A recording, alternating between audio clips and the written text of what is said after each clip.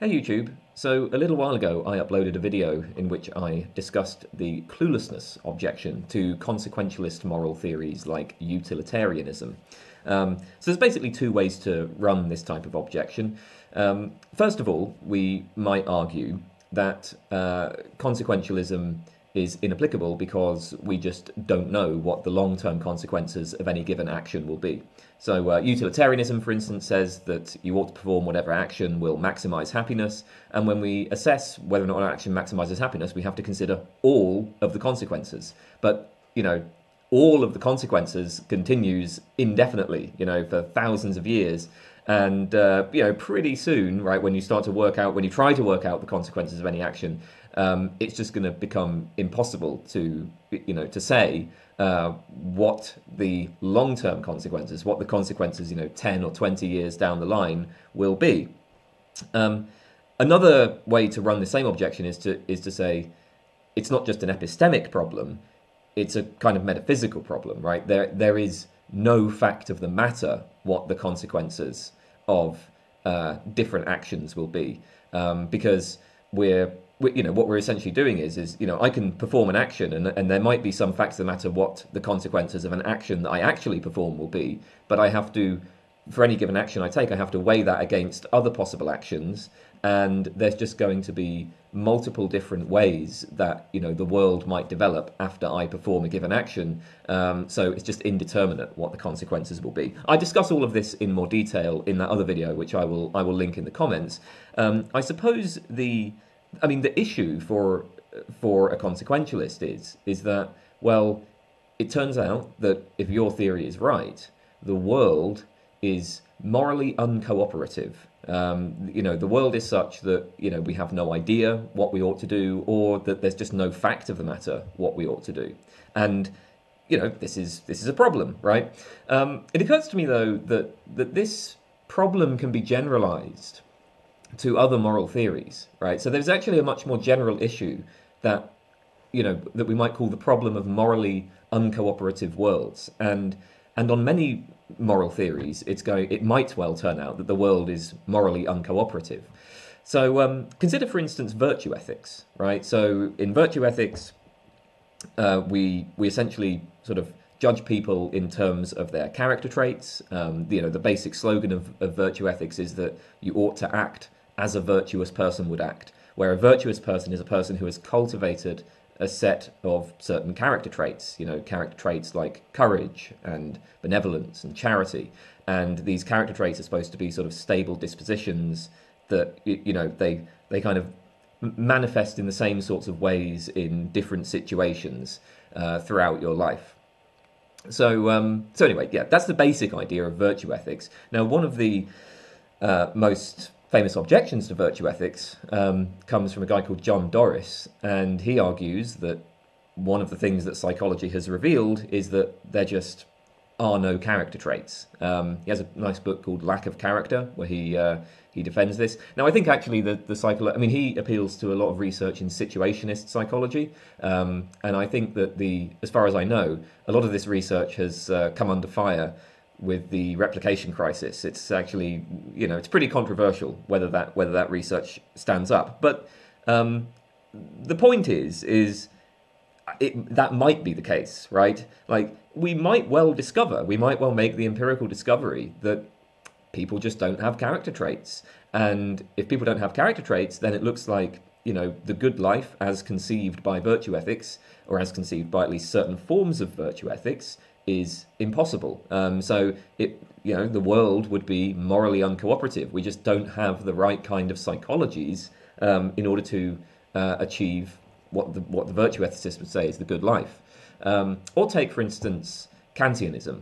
So Kant will say, look, the only thing that's good in itself is the good will, where will is supposed to be a matter of the acting on the basis of some principle, right? Like we use reason, we act in accordance with some principle, and the goodwill, of course, would be acting in accordance with moral principles. The decisions that are made by the goodwill are going to be wholly determined by the moral law. Well, I mean, again, look, we might well argue that there just is no such thing as the goodwill in that sense, right? Perhaps that's simply not how human psychology works. I mean, so this notion of like the will or making decisions on the basis of the moral law. I mean, maybe this is something which ends up resting on some conception of folk psychology that is going to be eliminated by advanced neuroscience, as the Churchlands might say. I mean, yeah, in principle, then it might just be that like this is not how humans are motivated, right? Humans just can't be motivated by what Kant conceives of as the good will. I mean, one way this issue might arise for Kant is in terms of free will. The good will is supposed to be free, autonomous, self-determining. But Kant himself argued that every event has a cause. So it looks like we are causally determined by prior events and hence not free. So essentially, Kant kind of gives this model where like morality requires freedom, right? Moral responsibility requires freedom, but then, it looks like every event has a cause, and so maybe we don't have freedom. Now, Kant himself got around that with his phenomena-noumena distinction, because events are in the realm of the phenomena are all causally determined, but then there's the noumena, that is the things in themselves that are outside the causal domain. But of course, maybe we think the phenomena-noumena distinction just doesn't work, and so then we end up with a problem, and it looks like we are in a morally uncooperative world. Or consider skeptical theism. So skeptical theism is a response to the problem of evil. I'm sure you're all familiar with this, right? Theists think that there is an omnipotent, omniscient, omnibenevolent God who cares about us, but oh look, there's an enormous amount of suffering in the world. The skeptical theist basically says, well, it's the sophisticated way of saying that God moves in mysterious ways. The skeptical theist basically says, we're just not in any position to say what reasons God might have for allowing this suffering. So even if we can't think of a reason for why God might allow this suffering, that actually shouldn't give us any confidence. That doesn't in any way tell against the existence of God. God's existence is compatible with that suffering. It's just his reasons for it. God is so much more knowledgeable than we are, and he can sort of see connections between events in ways that we just can't.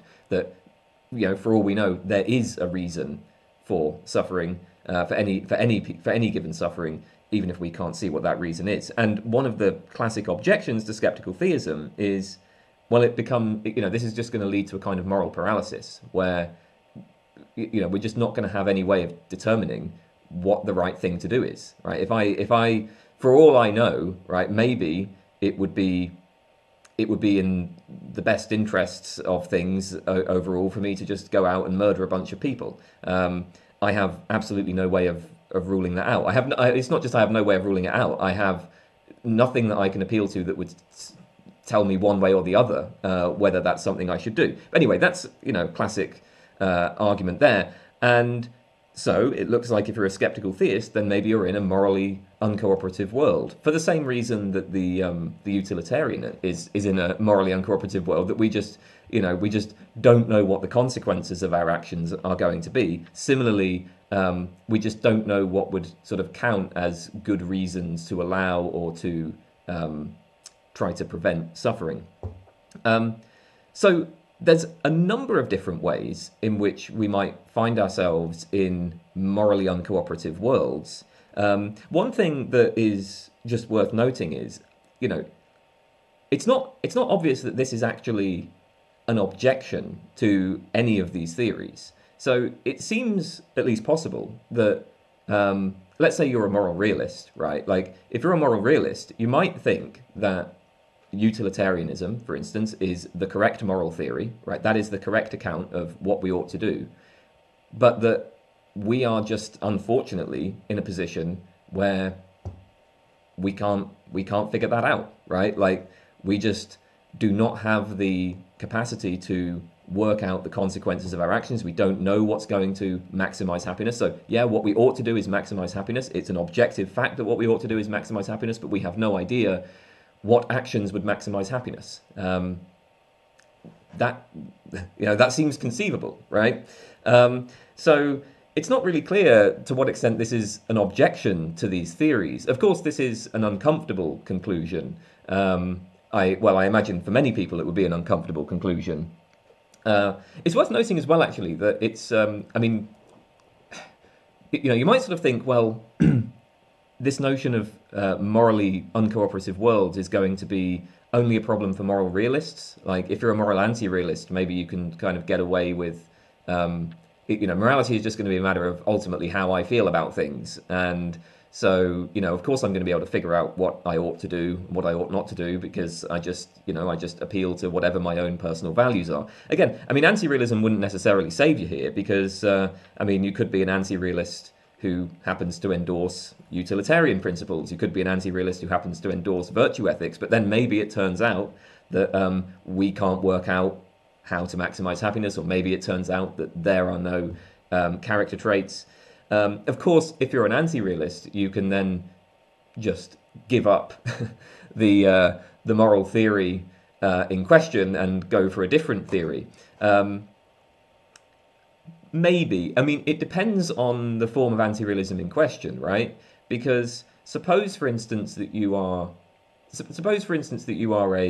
constructivist, say, and you think that what we ought to do is constructed somehow from our basic values. So that what we ought to do is a matter of what would be entailed by the best coherent system that's constructed from the basic values and intuitions that you already have.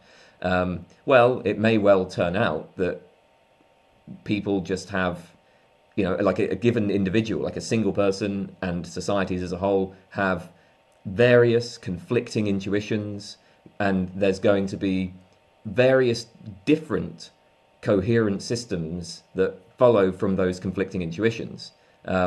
So there may not be a single best coherent system by our own standards, right? So the thought is, we can imagine a kind of constructivist who says, well, what you ought to do is what is entailed by the best coherent system that arises from a kind of process of, reflecting on your intuitions and testing those intuitions against moral principles and, weighing those principles against theoretical virtues, right? We have intuitions, we have moral principles, we can kind of test them against each other. And, eventually we sort of come up with some moral system that sort of captures enough intuitions, but is also simple and elegant and so on. The problem is that there might well be multiple systems that can result from the end of that process, no matter how much care and sophistication you take with that process. Maybe there's just multiple endpoints. And so in that case, there might well be no fact of the matter what you ought to do. Because, when you're thinking about what you ought to do, these different systems say different things. Even various forms of anti-realism are not necessarily going to help get us out of a morally uncooperative world. Of course, so there's various ways the world might be morally uncooperative, right? It might be epistemically uncooperative, so it might be that we just can't work out what is the right thing to do. So we might just be unable to apply. Maybe we know that the moral principle is true. We know that we ought to maximize happiness, but we just don't know what actions would maximize happiness. A world might be metaphysically uncooperative. Maybe there's just no fact of the matter what would be the right thing to do given the moral principles. So, maybe the right thing to do is to maximize happiness, but there's just no fact of the matter what would maximize happiness. Maybe the good life is to act as a virtuous person would act.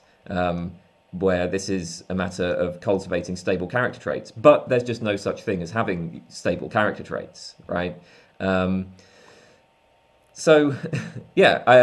various ways in which the world can be morally uncooperative. There's plausible arguments that we live in a morally uncooperative world.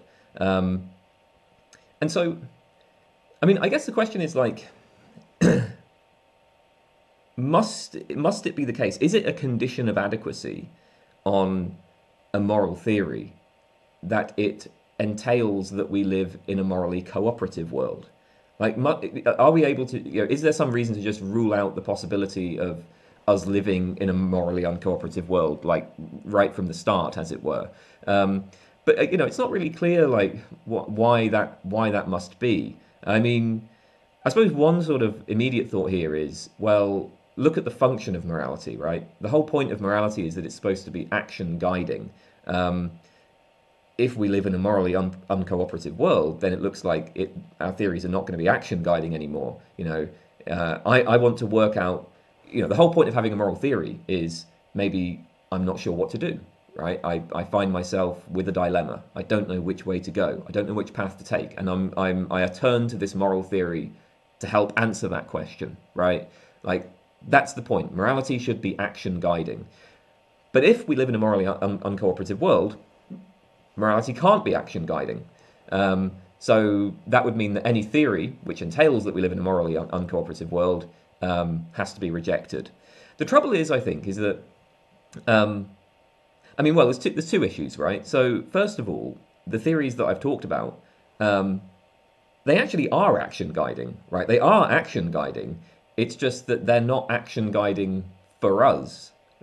They're not action guiding for us because of our, contingent circumstances, right? With the case of like virtue ethics, well, that's perfectly action guiding.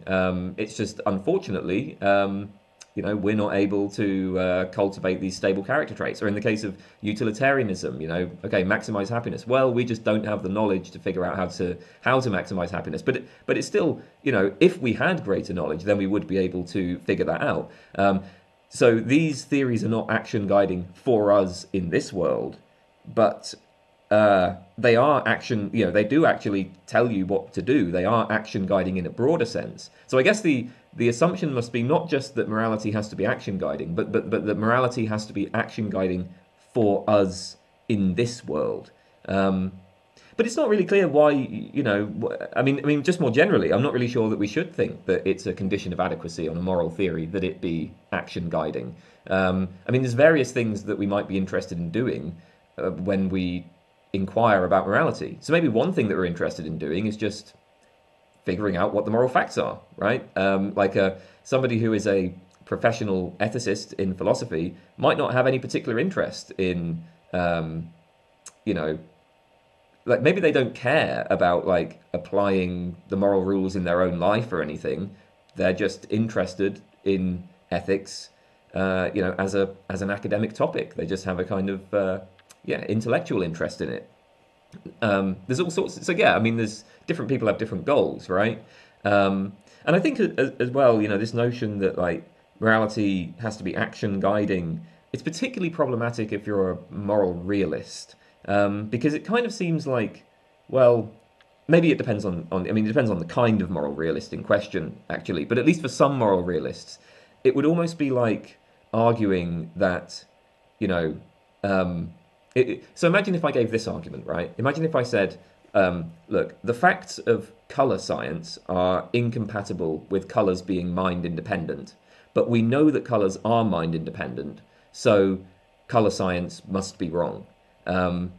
It's like, no, the facts that are established by color science are kind of prior to the question of whether or not colors are genuinely mind-independent properties. Like color science is sort of, that tells us how these things work, and if color science ultimately color science may well just reveal that colors are not mind-independent properties. It's like the argument kind of gets things the wrong way around. Now, I think similarly, if you're a moral realist, right, to argue that, like, well, morality must be action guiding, this moral theory would put us in a morally uncooperative world, and so is not action guiding, and so that moral theory must be wrong. Again, I feel like it kind of just gets things the wrong way round. It's like the moral facts kind of come first, and then the question of how we apply the moral principles are what they are, and the question of how we apply those moral principles in our action seems like that's conceptually posterior, as it were. So in any case, that does seem a little bit suspicious. I suppose, really this, I mean, this kind of relates to the famous sort of Methodism, particularism debate in epistemology, right? So the idea of Methodism, particularism, and epistemology concerns how we construct a theory of knowledge, right? Like a Methodist will start out with some principle or set of principles about, what counts as knowledge, what counts as justification, and then they will just, ask whether we whether we actually have any knowledge, and they'll just sort of let the chips fall where they may. And it may well turn out that, given the principles they accept, we basically just don't have any knowledge, So you might well give an account where, like, to have knowledge is to have some, foundational set of beliefs that are known that are infallible, right? So you have like an infallible foundation, and then you work out other beliefs on the basis of those foundational beliefs from, inferences that are similarly infallible. That kind of infallibilist picture seems like that's, we have very, very few beliefs, if any, that actually fit that picture. So it would turn out, if that picture of knowledge is right, then, okay, we have basically no knowledge. So a Methodist will say, look, here are the principles, and, maybe it just turns out that pretty much nothing actually satisfies those principles. On the other hand, a particularist will start out with, our common sense intuitions about various different cases. So, there's lots of situations where people will say, I know that P, I know that Q, I know that R, I know that my car is parked outside, right? The particularist starts out with those particular cases of knowledge and then asks, well, what sorts of principles are organizing that? Like, what sorts of principles accommodate those judgments best? I guess you can similarly make this sort of Methodist, particularist distinction in the case of ethics, right? For the Methodist, it looks like the world may turn out to be morally uncooperative. If we're sort of starting from, if we begin the argument if we start with like abstract arguments for particular moral principles, then it might well just turn out that those principles can't be satisfied by us, or that they're inapplicable in some way. And so it might well turn out that the world is morally uncooperative. On the other hand, if you start out with the assumption that various common sense moral claims are just true, and they're just, look, I know that, if I see a kid drowning in a pond, I ought to save the kid. And that's it, right? I just know that. And so we start out with those cases, and then we build our moral theory around that. We ask, well, what principles entail those judgments? Well, then it does look like the world is going to turn out to be morally cooperative, right? So if you start out from a particularist point of view, then you're probably not going to face this problem of morally uncooperative worlds. Anyway, that's all I wanted to talk about there. That's it. So I will end the video there and say goodbye for now.